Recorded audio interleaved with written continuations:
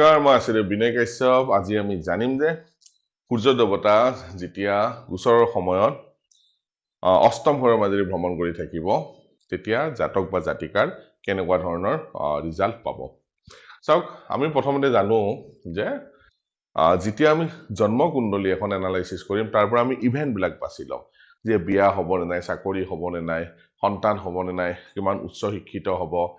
যিমানবোৰ প্যাৰামিটাৰ আছে আমি জন্ম লগ্ন কুণ্ডলীৰ পৰা চাও আৰু এই জন্ম লগ্ন কুণ্ডলী নুচোৱা কৰি আমি ইভেন্ট বিলাক গম নাপাও আৰু সেই ইভেন্ট বিলাক কেতিয়া ঘটিব সেইটো কাৰণে আমি দশা অন্তৰ্দশা চোৱা দৰকাৰ আৰু সেই তাৰ ওপৰত এটা ইম্পৰ্টেন্ট ফেক্টৰ হল যে ট্ৰানজিট যে আজিৰ মাহটোত কোনটো প্লেনেটে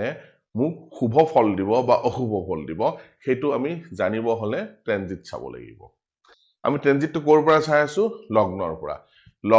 পৰা গ্ৰহবিলাক প্ৰত্যেক ভাৱত ট্ৰানজিট কৰিলে কেনেকুৱা ধৰণৰ প্ৰভাৱ আহিব সেইটোৰ ওপৰত আলোচনা কৰিছো আমাৰ টপিকটো চলি আছে সূৰ্য দেৱতা লগ্নৰ পৰা কোন কোন ভাৱত যেতিয়া ট্ৰানজিট কৰিব যেতিয়া গোচৰ কৰিব কেনেকুৱা ধৰণৰ প্ৰভাৱ দিব তো আজিৰ টপিকটো হ'ব কি যে ৰবি অষ্টম ঘৰত যেতিয়া ভ্ৰমণ কৰি থাকিব গোচৰ কৰি থাকিব জাতক বা জাতিকা কেনেকুৱা ৰিজাল্ট পাব চাওক আমি আগতেও কৈছো যে সূৰ্য দেৱতা এটা ৰাশিত 30 দিন থাকে ঠিক আছে সান পাৰ সাইন কিমান দিন থাকিব 30 ডেজ থাকে আৰু এই 30 দিন জাতক বা জাতিকাই কেনেকুৱা ধৰণৰ ৰিজাল্ট পাব সব প্ৰথমতে আমি জানিব লাগিব যে লগ্ন কুণ্ডলীৰ কাৰণে ৰবি দেৱতা শুভ ফলদায়ী নে অশুভ ফলদায়ী এটা থুলমূলকে আমি জানিব পাৰো যে ৰবি দেৱতা কেতিয়া শুভ ফল দিয়ে যদি 1 5 9 4 10 ভাৱৰ যেতিয়া অধিপতি হয় অষ্টম ঘৰত ভ্ৰমণ কৰি থাকিব কাৰণ এইটা কেন্দ্ৰ আৰু ত্ৰিকোণ স্থান তাৰ পিছত কেতিয়া আৰু ভাল ৰিজাল্ট দিব যেতিয়া উচ্চ হ'ব এক্সল্টেড উচ্চ হ'ব ৰবি দেৱতাৰ ভাল প্ৰভাৱ কুণ্ডলীখনত জাতক বা জাতিকাই পায় আৰু কেতিয়া যেতিয়া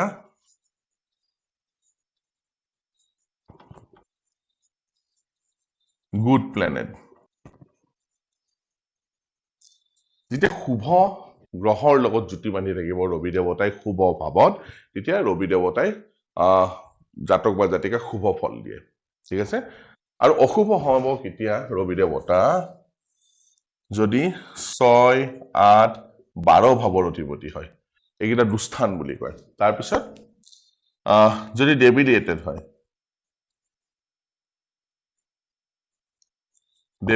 হয় ঠিক আছে আৰু কেতিয়া হ'ব বেয়া যেতিয়া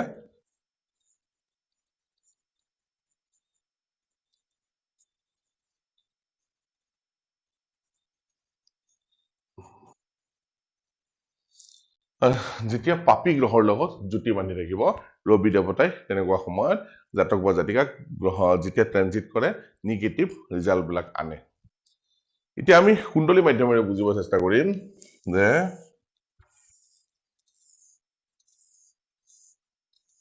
আমি মেঘ লগ্নক ৰেফাৰেন্স হিচাপে লৈছো লগ্ন যিকোনো হ'ব পাৰে ক'ত ৰবি থাকিব 8 হাউচত 8 হাউচত যেতিয়া ভ্ৰমণ কৰি থাকিব কেনেকুৱা শুভ প্ৰভাৱত যেতিয়া ৰবি দেৱতা থাকিব শুভ প্ৰভাৱ লয় যদি 6 1 5 9 4 10 ভাৱৰ অধিপতি হয় উচ্চ হয়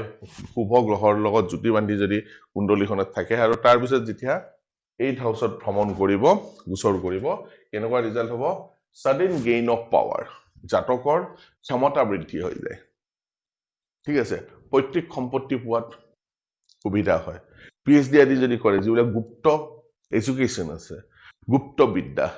বিদ্যাত সহায়ক হয় যদি ৰবি দেৱতা সেই মাহটোতে যদি PhD ChD কাৰণে এপ্লাই কৰে বা পৈতৃক সম্পত্তিৰ কাৰণে এপ্লাই কৰে বা যিকোনো ক্ষমতা বৃদ্ধিৰ কাৰণে খুব ভাল প্ৰভাৱ দিব কেতিয়া লগ্নৰ পৰা যেতিয়া অষ্টম ঘৰত শুভ প্ৰভাৱত ৰবি দেৱতা ভ্ৰমণ কৰিব ঠিক ৰবি দেৱতাই আকৌ নিগেটিভ প্ৰভাৱ কেতিয়া দিব যদি 6 8 ভাৱৰ অধিপতি হয় নিজ হয় অশুভ গ্ৰহৰ লগত যদি জুতি বান্ধি থাকে আৰু অষ্টম ঘৰত যদি ভ্ৰমণ কৰে কি হ'ব তেনে জাতকৰ পুৰা গোটেই মাহটো শৰীৰ ভালে নাযায় ঠিক আছে বেমাৰ ফিল কৰিব বেমাৰী হয় তেনে জাতক বা জাতিকা ঠিক আছে আৰু লগতে যিবিলাক তেওঁতকে ডাঙৰ ব্যক্তি আছে সিনিয়ৰ সিটিজেন যিবিলাক হয় যিবিলাক তেওঁৰ ককায়েক senior citizen not exactly senior citizen তেওঁতকে এল্ডাৰলি ব্যক্তিবিলাক যিবিলাক আছে তেওঁলোকৰ পৰা ডিসস্যাটিসফ্যাকশন পায় তেওঁলোকে পছন্দ নকৰে ৰবি দেৱতা যেতিয়া 8 হাউসৰ মাজেৰে ভ্ৰমণ কৰে সপোজ কোনো এজন ব্যক্তি চাকৰি কৰি আছে প্ৰাইভেট ফাৰ্মত যদি তেওঁৰ ৰবি দেৱতা বেয়া আৰু 8 হাউসত যদি ভ্ৰমণ কৰি থাকে তেনেহলে তেওঁৰ বছে তেওঁক এই একমাহ বৰ ভাল চকুৰে নাচায় নিগেটিভ প্ৰভাৱ দিয়ে ঠিক আছে এই একমাহ ক্ৰুচিয়েল হৈ যায় যেতিয়া লগ্নৰ পৰা অষ্টম ঘৰত ৰবি দেৱতা ভ্ৰমণ কৰে শুভ ফলো দিয়ে অশুভ ফলো দিব গ্ৰহ এটাৰ কাৰণ কিয় গ্ৰহ যিহেতু আমাৰ প্ৰভাৱ দিবই ভাল হোক বা বেয়া হোক আমি কেনেকৈ উলিয়াব লাগিব ফাৰ্ষ্টতে আমি জানিব লাগিব যে ৰবি দেৱতা কুণ্ডলীখনৰ কাৰণে কি ফলদায়ী গ্ৰহ যদি শুভ ফলদায়ী গ্ৰহ হয় সাডেন পাৱাৰ বৃদ্ধি কৰি দিয়ে